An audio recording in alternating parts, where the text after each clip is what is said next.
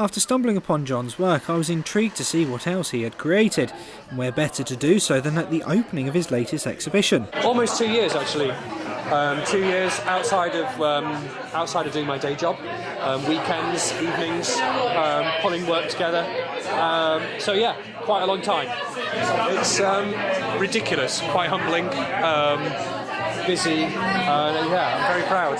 Slightly intimidating in its own way, because essentially you're putting part of your private life on display for people to look at, and that in its own way is slightly strange. But and as an artist as well, some people quite like having their work out there, and some artists are quite introverted and quite private. A lot of my work is done in sketchbooks, which by their very nature is kind of they close. You know, they're things that I keep for myself.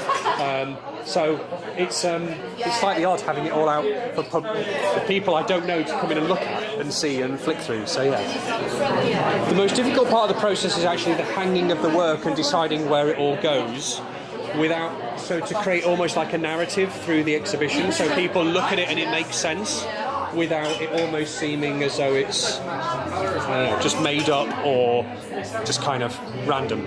Last time we saw John, he was putting the final touches to a giant wasp outside the gallery as a visual hook to draw people inside. Almost a day in total to get that done, which is the biggest solo project I've ever done. And I'm really, really happy with it. I tried to tie both things in together. I tried to get a link between the stuff on the outside and with the work that I've got on the inside of the gallery space. So yeah, it's quite interesting taking the work that I do, which is really small, and then trying to scale that up to something big, ready for the outside wall. So yeah, all of the work is for sale, and it's not my intention to make work that is there to generate an income. I just make the work, and then it ends up for sale in the gallery. And I also brought in things from home, like the artifacts that I work from, and I just kind of bringing things in just to give the context that I think the work needs, so people know that the things that I draw are things that I actually collect and things that I have, and that the actual exploration of things and the finding of the objects are as important as the work themselves. They're actually part of the story, which is why they're so deeply embedded in the work. So everything you see here is based on something that I have, something that I've collected on a long walk.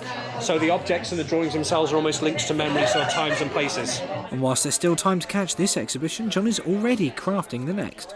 Like the last show that I did spurred this show on, and this has already generated ideas in my head about how I'd like to work next time and what I'd like to change, what I'd like to keep, how it might evolve in some way.